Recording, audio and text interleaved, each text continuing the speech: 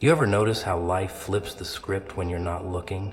One second they're laughing at you, sipping their tea, passing their judgment like it's some sacred ritual, and the next they're in pieces, mascara running, pride shattered, screaming, "Why not me?" While you're standing tall, untouched, almost confused. Almost. Because deep down, you always knew this world doesn't play fair. Nah. It plays favorites in the most twisted way. They danced when you were down. They threw confetti on your rock bottom. They clapped when doors slammed in your face. But now something shifted. Something massive, like the whole universe sneezed and everything rearranged. Oh, they loved it, didn't they, the show? Your downfall, your broken moments on full display like some late-night comedy special. The spotlight wasn't on your smile, no. It was on the cracks in your voice, the tremble in your hands, the silence in your room when no one called, when no one showed up. When the world moved on like you didn't exist, they clapped behind closed doors, clinked their glasses to the sound of your name falling from grace. Not because they hated you, no, not hate, that would take effort. They enjoyed the idea of you beneath them. That made them feel tall, important, powerful. They loved to be entertained by your misery. It gave them something to talk about when their own lives were crumbling silently behind curated smiles and filters and fragile egos. People don't just observe pain. They savor it when it's not theirs. And the best part? They act surprised when you catch on. They tilt their heads and ask, "Are you okay?" with the same tongue that whispered your failure to others like it was gossip, like it was gold. But that's the twist, right? That's where it all flips, because while they were pointing fingers, you were learning. While they were laughing, you were building, quietly, alone, in the dark. And when the curtain finally rises, when the light hits your face again, not the bruised face they remember, but the hardened one, the one carved from every no, every betrayal, every lonely night, you suddenly become the villain in their fairy tale. Because how dare you survive? How dare you rise when the script said you should have been finished in Act 1? They didn't see the sleepless nights. They didn't hear the prayers you whispered to ceilings that never answered back. They didn't sit in the silence after another door closed. They missed that part. Because that's the boring part, right? The waiting, the hoping, the failing. But that's where the real power is forged. Not in front of them, not for them, but in spite of them. You see, the joke was never on you. It was on them. They clapped too soon. They wrote you off too early. They counted you out with smirks on their faces and venom in their words. But the punchline? You're still here. And they hate that. They hate that the version of you they tried to bury grew stronger roots. They hate that your pain didn't break you. It built you. Brick by bloody brick. Oh, and now they cry. But not for you. No. They cry for themselves. Because now you've become what they feared. Unstoppable, unreachable, unapologetic. You're no longer playing a role in their drama. You've got your own stage, and the spotlight is burning a little too bright for their fragile egos to handle. Their tears are not sadness. They're envy. 'Cause they know deep down they couldn't handle half of what you've walked through, barefoot and blindfolded. They know they would've crumbled, shattered, vanished. But you turned ashes into armor. You turned every whispered insult into fuel. And now the same crowd that laughed is choking on their own silence. 'Cause what can they say now? What joke can they make now? You're not just back, you're above them. Not because you stepped on them, but because you stepped over them. And what's better than a comeback? A comeback no one saw coming. That's the part that keeps them up at night. Not your success, not your light, but the fact that it was them. You used their doubt like kindling. You built your fire with their judgment. And now it's too hot for them to stand near. Funny, isn't it? They wanted a front row seat to your destruction. But the tickets sold out when the show turned into your resurrection. And now they have to watch from the shadows. Faces pale, smiles fake, clapping slow with hands that once tried to tear you down. They said you'd never make it. They whispered it with confidence, wrapped in fake concern, laced with that quiet smugness only failure fans have. They said it while patting your back, while smiling in your face, offering advice dipped in poison. Not because they knew your limits, but because they were terrified you'd discover you didn't have any. They saw that flicker in you, that unsettling glow, and it rattled them. So they did what cowards always do. They spoke death over your dreams. Dressed it up like realism, like logic, like concern. Just being honest, they said, like honesty ever needed a mask. What they meant was, stay down where you belong. Don't outgrow us. Don't become a reminder of what we're too scared to chase. It's always the people closest, isn't it? The ones you trusted, the ones you would have taken a bullet for. They sharpened theirs in silence, waited for the moment your back was turned and fired.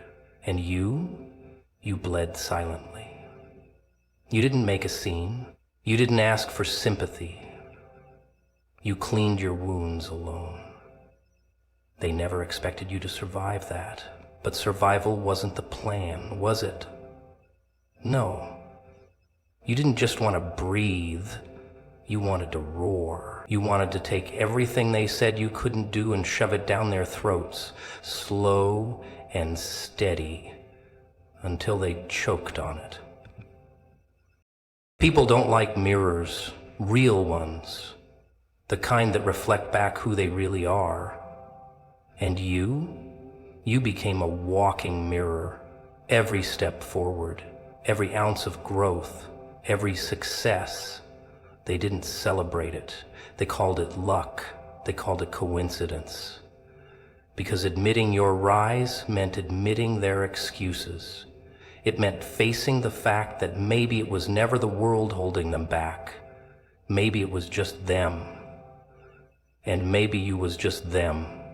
Maybe it was just and they hate that truth more than they ever hated you. Funny, isn't it?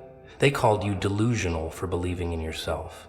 They laughed at your plans, snickered behind closed doors, placed bets on how long you'd last. But the bets are off now. The game flipped. You're not playing by their rules anymore. You tore the board off the table, burned the rule book, and started making moves that don't make sense to small minds.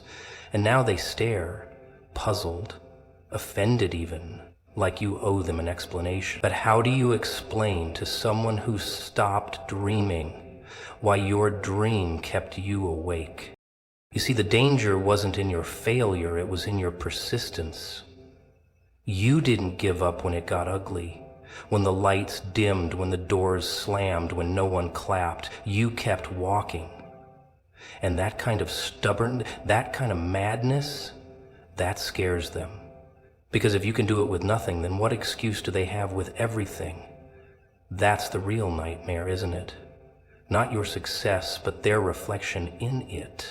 They wanted you quiet, predictable, easy to dismiss, but you became loud in ways they didn't expect, not with noise, but with results, not with revenge, but with growth. You outgrew their version of you. You evolved past their comfort zone, and now they sit in circles wondering how you did it.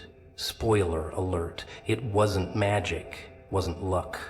It was blood, sweat, silence, sacrifice. Nights where sleep was a luxury, where peace was a stranger, where the only company you had was doubt, and still you chose to dance with faith.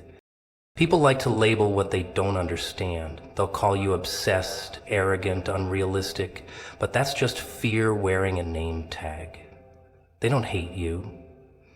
They fear what you represent, the proof, the possibility, the audacity. You shattered the illusion.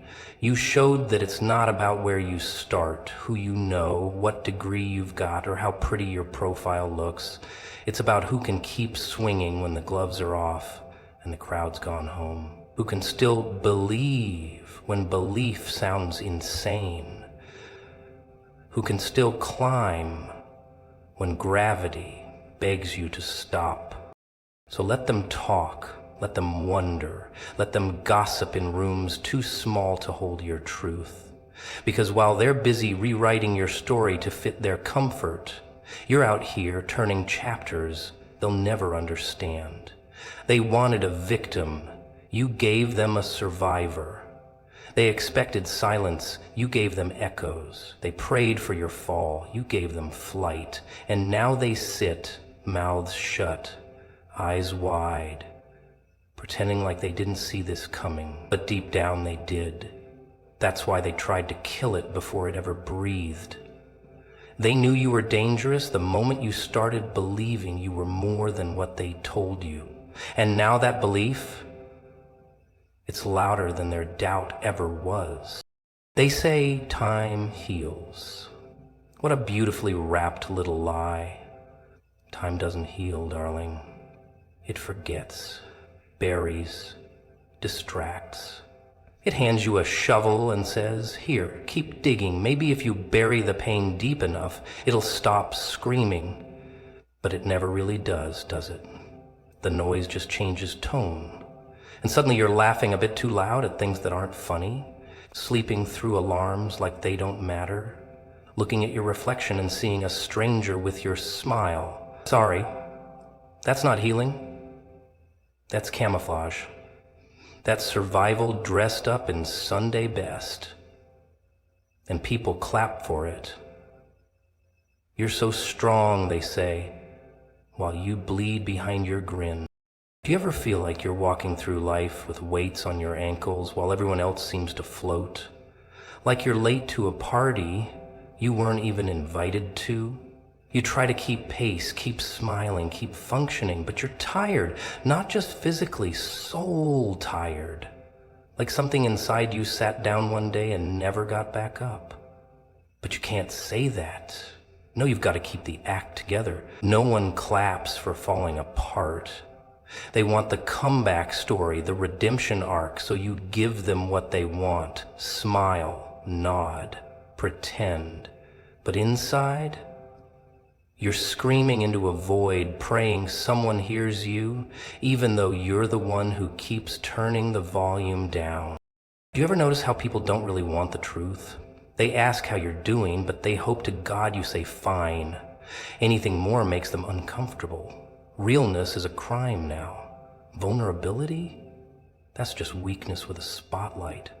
So you learn the script. Always tired. That's the universal excuse, isn't it? No one questions tired. It's safe, but what you really want to say is, I'm drowning. Not in water, in silence, in pressure, in the constant, unbearable need to seem okay. You wonder when the cracks will show, when the mask will slip, when the exhaustion will win. But until then, you move. Not because you're healed, not because you're strong, but because stopping feels like dying. So you hustle, grind, chase. You build a life on top of the rubble of who you used to be, and people applaud the structure, not realizing the foundation is made of broken pieces and whispered prayers.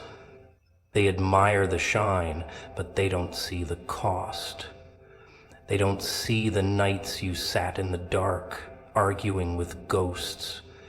They don't hear the conversations you've had with ceilings, begging for answers, bargaining with silence. They love a fighter as long as the fight looks pretty, as long as there's a before and after picture, a quote, a success story they can repost. But you're still in the during, the messy middle, the ugly cry at 3 a.m. part, the part they don't show in the movies. And that's where the real war happens. Not on the stage, not in the spotlight, but in the quiet corners of your mind where doubt plants its roots and depression sings lullabies. That's where champions are forged. Not in applause, but in agony. Not in praise, but in persistence. You learn to clap for yourself in empty rooms, to wipe your own tears and still show up the next day. You became your own cheerleader, your own healer, your own lifeline. Not because you wanted to, but because no one else was coming. And maybe that's the cruelest kind of freedom. Knowing that no rescue is on the way, so you become your own damn hero. Bloody, bruised, broken, but breathing. And breath, my friend, is defiant rebellion against everything that tried to silence you. Against every voice, internal or external, that told you to quit. So here you are, still moving, still choosing life, even when it doesn't feel like a gift, still showing up even when showing up feels like war. That's not weakness. That's not brokenness, that's power, real power, not the kind that screams, the kind that whispers, try me, the kind that dances in fire, laughs in the face of storms, and dares the darkness to do its worst. Because if pain made a home in you, then healing can too. Not the kind they sell in self-help books or Instagram quotes. The kind that's ugly. Raw, real, the kind that comes with scars and shadows and sleepless nights, the kind that doesn't erase the past, but transforms it into armor. They don't tell you, do they? No one mentions how silence can be loud enough to shatter your chest. How you can sit in a room full of people laughing and still feel like you're miles underwater, screaming for help no one hears. Funny, isn't it? Everyone's talking, scrolling, shouting over each other about success, happiness, goals, but no one listens, not really. And you, poor little thing, you've been whispering your pain behind gritted teeth, walking on emotional glass, barefoot, bleeding, invisibly, and still showing up with a half mile like it's your job. Like you're the circus act. Balance the pain, swallow the fire, bow for the applause, and no one sees the burn marks under the costume. You've convinced yourself that numb is normal, that being exhausted all the time is just adulthood, that the ache in your chest is just indigestion or caffeine withdrawal or too many responsibilities, and not the sound of your soul quietly caving in.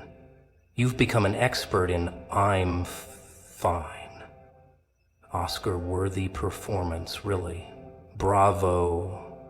A tear here, a laugh there, mask, perfectly adjusted, till one day you look in the mirror and realize you've forgotten what your own eyes used to look like before they started carrying the weight of unspoken prayers and disappointments disguised as resilience. There's this idea they feed you that strength is silence, that bottling it all up is noble. Be strong for others, they say. Don't break down, as if breaking is shameful, as if falling apart is failure. But here's the joke. Everyone breaks. Everyone. Some just do it behind closed doors, behind locked phones, behind filters and deadlines and busy schedules. And then you start to think you're the only broken one, that maybe you're weak, that maybe this world wasn't built for you. But the world isn't built for anyone, sweetheart. It devours the soft and spits out the dreamers. And you still have dreams, don't you? even if they're buried under years of people telling you to be realistic. They told you life was a ladder. Climb it, step by step. School, job, marriage, kids, success, retirement. Then die with a plaque on your wall that says, they tried. But no one mentioned how slippery that ladder gets, how sometimes the higher you go, the more isolated you feel, how the fall hurts more when you've climbed longer, and yet you're climbing, not because the top is worth it, but because stopping feels like losing. Because if you stop, you'll have to feel, and feeling is dangerous when you've kept the lid on for so long. So you climb. With trembling hands, with haunted eyes, with a heart that beats like it's tired of being ignored. You think no one sees, but the cracks show in the little ways, in how you over-explain your silence, in how you laugh a second too long, in how you flinch at kindness like it's a trick. You're so used to being hurt that healing feels suspicious. You wait for the betrayal. You expect the ghosting. You've rehearsed abandonment like a dance, and still you hope. Isn't that the cruel part? That little flicker of belief that maybe, just maybe, something good might happen for once and stay. That someone might look past your survival mode and see the war you've fought to still be here. But you don't want pity. You want recognition. You want someone to say, I see you. Not the polished version, not the LinkedIn summary or the dating app bio, the real you. The you who breaks down in parking lots and keeps going anyway. The you who stays kind despite it all. The you who is tired of being tired but still manages to care. You don't need saving, you just need someone who doesn't flinch at your shadows. Someone who doesn't ask you to shrink or sanitize your story. And yet you keep walking, scarred, weary, but not finished, because there's still something in you that refuses to die. A whisper, a spark, a memory of who you were before the world taught you to hide it. And maybe, just maybe, that's the part of you they couldn't break. The part that looks up at the storm and grins, that leans into the wind with bloodied fists and says, not today. Not because you're fearless, but because you're still here. Still breathing, still standing on bones they tried to bury you under. Still writing your name into the ash, still waiting for the light to catch the truth in your eyes again. You ever notice how people only celebrate the finish line? Like that ribbon at the end makes everything before it magical. Success, success, success, that's all they scream.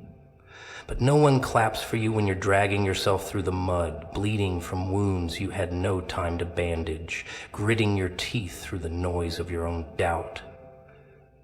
They don't see that part. No spotlight, no confetti, just silence and pressure. And that's when it happens, the moment your mind starts eating itself alive. You start questioning. Wondering, why am I doing this? Why am I still fighting when it would be so easy to just stop? You bargain, you beg, you collapse behind closed doors and rehearse your public smile in the mirror. People say, stay strong. They don't say how. They don't mention that strength feels like chains sometimes. They say, push through. As if that doesn't mean dragging your broken spirit like a corpse behind you while pretending everything's fine. And there's this part, this very ugly, very raw part where everything feels like it's working against you. Doors slam, friends disappear, God goes quiet. And in that stillness, your thoughts scream louder than ever. They say things, ugly things, things about how maybe you're not good enough. Maybe you were never supposed to make it. Maybe this pain is punishment for dreaming too big. And the worst part? You almost believe it. Because when you've been losing for too long, winning starts to feel like a fairy tale. Someone else gets to live. But it's in that moment when the ground is cold and your face is in the dirt and hope is a distant echo you can barely remember. It's right then that something starts to stir. Something feral, not polished, not pretty, just raw, stubborn survival. This little voice, raspy and worn, that whispers, one more step. Not because it knows where the path leads, but because stopping would be letting them win. The doubts, the critics, the voices in your head, all of them want you to quit. And for a moment, you almost do. But then, you don't. You rise. Not like a hero, more like a haunted thing with unfinished business. You rise with cracked bones and chipped pride, dragging your history behind you like a shadow stitched into your spine. You rise not because you're ready, but because you're too angry to stay down, too tired of losing, too close to something that feels like destiny, dressed in blood and sweat. And maybe, but you know it's there, waiting just past the edge of this storm. And people, they still don't see it. They don't notice your silent victories. The day you didn't give up, the morning you got out of bed when everything told you to stay, the time you smiled for someone else when you wanted to scream. These are the wins no one applauds, no trophies, no likes. Just a quiet defiance that says, I'm still here. They'll say it was overnight when you make it, that you were lucky, that it was meant to be. They won't talk about the nights you whispered into your pillow asking for a sign, the days you went unnoticed, unheard, unseen, the moments you almost broke, almost snapped, almost disappeared. But you'll remember. You'll remember every damn second, and that memory, it becomes your armor. Not flashy, not shiny, but strong in ways they'll never understand. Because when you come out of the fire, you don't come out the same. You come out with eyes that seen too much and still blink in wonder. With hands that shake, but still build. With a laugh that's part scream, part hymn, you become something unkillable, something real. And that scares people, because they don't know what to do with someone who's been to the edge and came back laughing. Not because it was funny, but because it didn't kill you. Anything that doesn't kill you teaches you how to dance in the ashes. They wanted a version of you that stayed down, silent, predictable. But you learned how to bleed quietly, how to lose without quitting, how to take the pain and turn it into something wild, something beautiful in the most terrifying way, not because it's flawless, but because it's true. Real strength isn't loud. It's that whisper inside you that says, again, even when you don't know why, even when everything hurts, even when no one's watching. Especially then. You ever realize how the world claps louder when you fall than when you rise?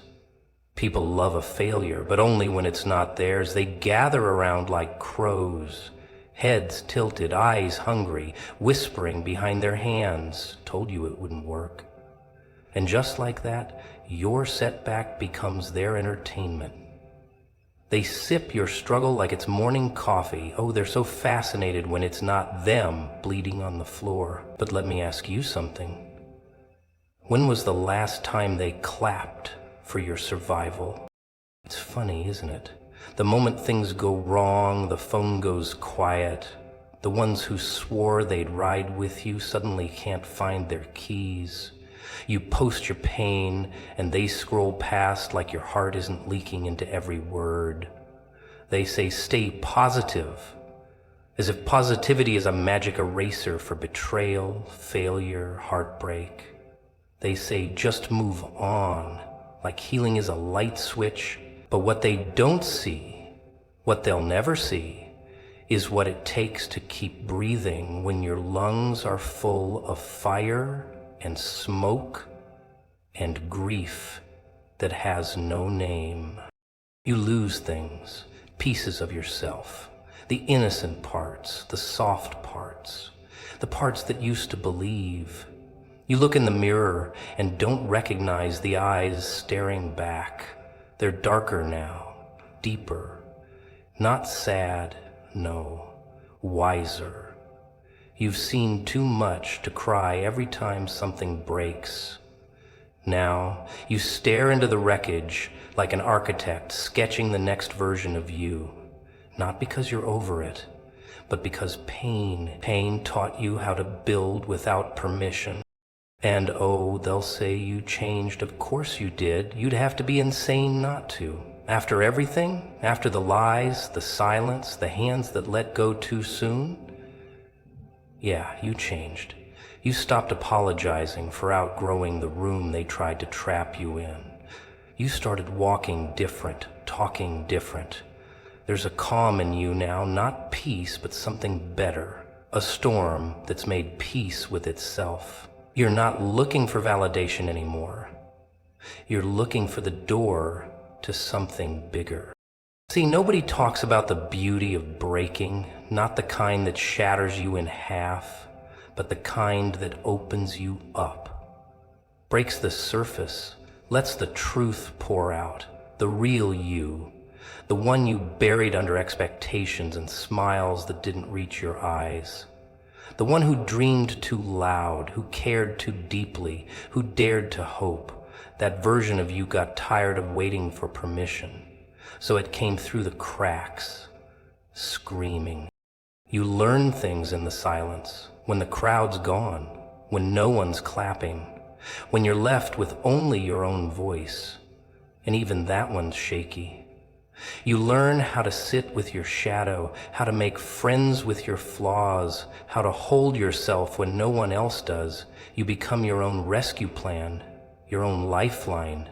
You stop begging for someone to save you, and instead, you start climbing, even if your hands are bloody, even if your legs are shaking, even if you have no idea what's at the top. And then one day, without even realizing it, you're not who you used to be. You laugh, but it's got thunder in it now. You speak, and your words cut through the air like knives sharpened on nights you cried alone. People notice. They get nervous. They don't know what to do with a version of you that doesn't beg anymore, that doesn't shrink, that doesn't explain or apologize, or wait to be chosen, because you already chose yourself. That's the twist, isn't it? That the worst thing that ever happened to you didn't destroy you, it revealed you. Peeled back the polite, polished mask and showed the fire underneath.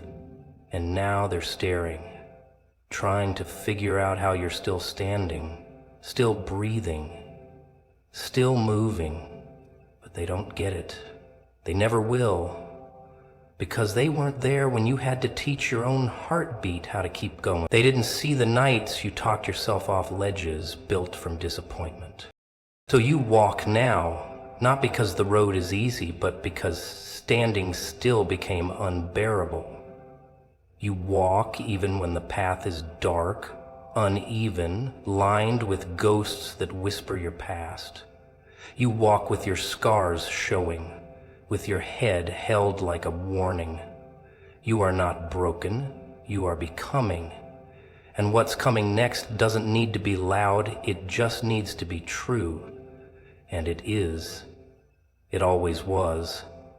Even when they couldn't see it, especially then.